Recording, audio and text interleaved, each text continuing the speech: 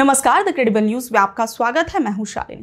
क्या फिर एक बार बीजेपी पार्टी ने चुनावों को जीतने के लिए सांसदों को खरीदने का काम किया है?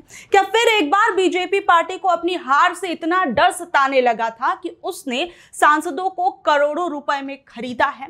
दरअसल अभी हाल फिलहाल में उपराष्ट्रपति पद के चुनाव हुए हैं और इसमें बीजेपी पार्टी की तरफ से ये दावा किया जा रहा था कि विपक्ष के 15 सांसदों ने उनके कैंडिडेट को वोट किया है। तो सबसे बड़ा और सबसे अहम सवाल तो ये उठता है कि उपराष्ट्रपति पद के अंदर जो व्यक्ति चुनाव डालते हैं या जो सांसद इसके अंदर वोटिंग करते हैं, उसे कहा जाता है कि ये एक गुप्त मतदान होता है। और जब ये एक गुप्त मतदान था तो इसकी जानकारी बीजेपी पार्टी को कैसे लग गई? तो बीजेपी पार्टी ये दावे के साथ कैसे कह सकती है कि 15 सांसदों ने एनडीए के कैंडिडेट को वोट दिया है? अब वहीं इस पूरे मामले को लेकर ममता बनर्जी के भतीजे अभिषेक बनर्जी ने ये कह डाला है कि बीजेपी पार्टी ने इन चुनावों के अंदर करोड़ों रुपए में सांसदों को खरीदने का काम किया है।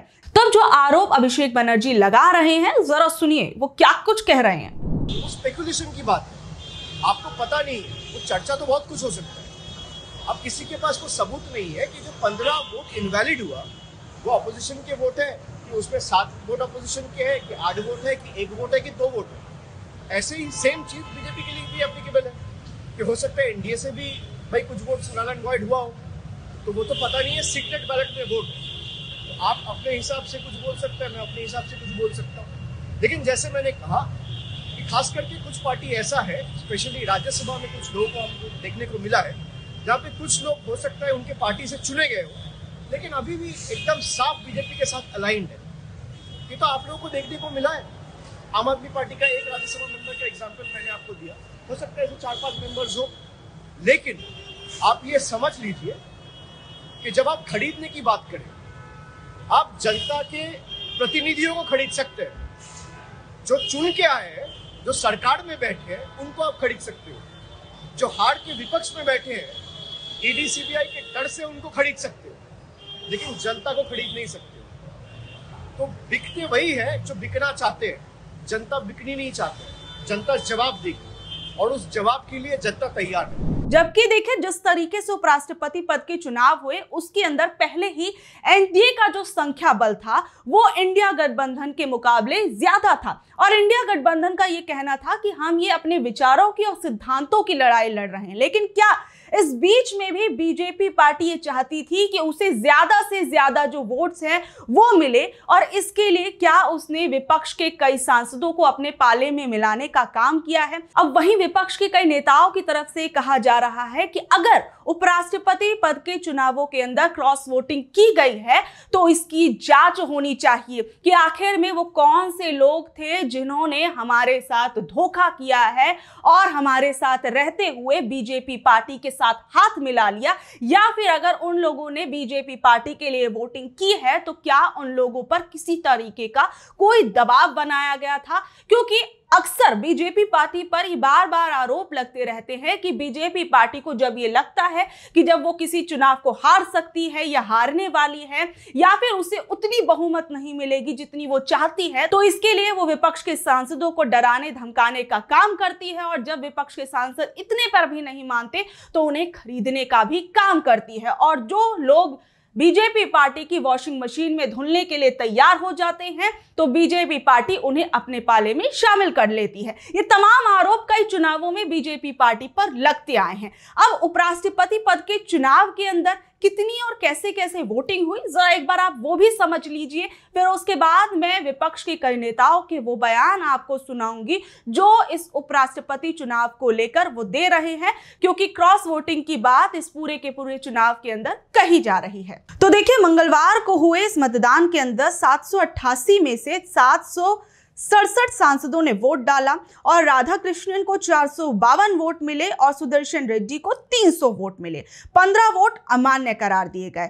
एनडीए उम्मीदवार राधा कृष्णन ने इंडिया कैंडिडेट सुदर्शन रेड्डी को 152 वोटों के अंतर से हराया था। और इस पूरे के पूरे वोटिंग पर अब सवाल उठाए जा रहे हैं, क्योंकि देखिए, चुनाव में कम से कम 14 विपक्षी सांसदों के एनडीए के पक्ष में क्रॉस वोटिंग करने की अटकलें लग रही हैं, क्योंकि देखिए एनडीए के पास 427 सांसद थे और वाईएसआर कांग्रेस के 11 सांसदों ने राधाकृष्णन को समर्थन दिया था और इन्हें जोड़कर 438 वोट ही बनते हैं। लेकिन राधाकृष्णन को 14 ज्यादा यानी 452 वोट मिले हैं। तो अब ऐसे में कई सवाल इन चुनावों के अंदर उठ रहे हैं कि विपक्ष के वो कौन से लोग थे जिन्होंने बीजेपी के खेमे में वोट किया है।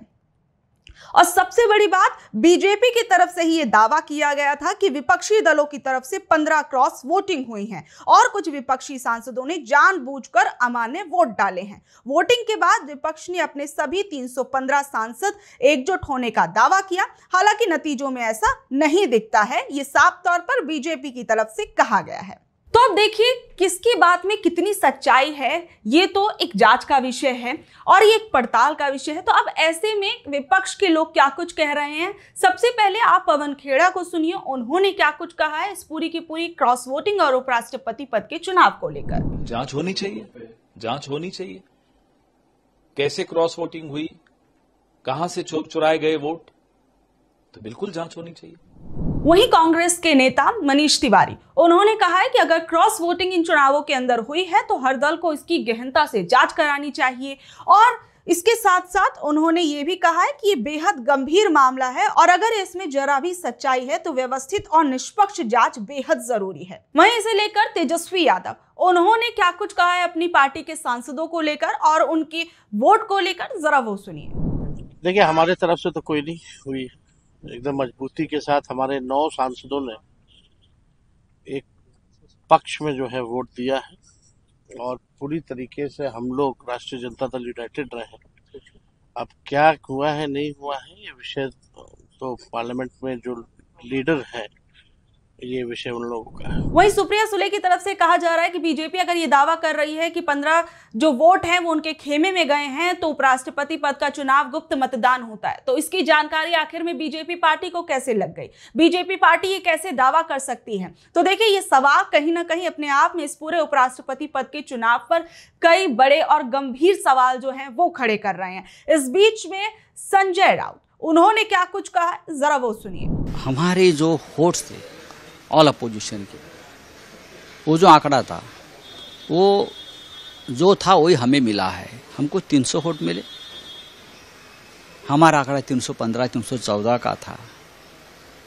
जिस लोगों ने सुदर्शन रेड्डी जी के सामने एक आंकड़ा दिया है ऐसे 15 वोट डिस्क्वालीफाई किए अवैध थी, मुझे कारण मालूम नहीं। अगर देखें तो 315 वोट हमको मिले हैं, उनके पास सत्ता है, सब कुछ है, उनके पास 40 का बहुमत पहले से था। लेकिन हमारी लड़ाई सिद्धांतिक और आइडियोलॉजिकल थी। हमने देश में एक माहौल बना दिया और सीपी राधाकृष्णन को अविरोध जो चुनना चाहते थे हमने नहीं होने दिया। तो बहरहाल उपराष्ट्रपति पद के चुनाव जो है वो तो समाप्त हो ही चुके हैं और एनडीए कैंडिडेट ने इस चुनावों के अंदर जीत हासिल कर ली है। लेकिन जिस तरीके से ये पूरी की पूरी प्रोसेस पर अब सवाल उठ रहे हैं उस पर आप लोगों का क्या कुछ कहना है, नीचे दिए गए कमेंट बॉक्स में जरूर बताइएगा। और ऐसी अपडेट से जुड़े रहने के लिए देखते रहिए द क्रेडिबल न्यूज। मैं हूं शालिनी, धन्यवाद।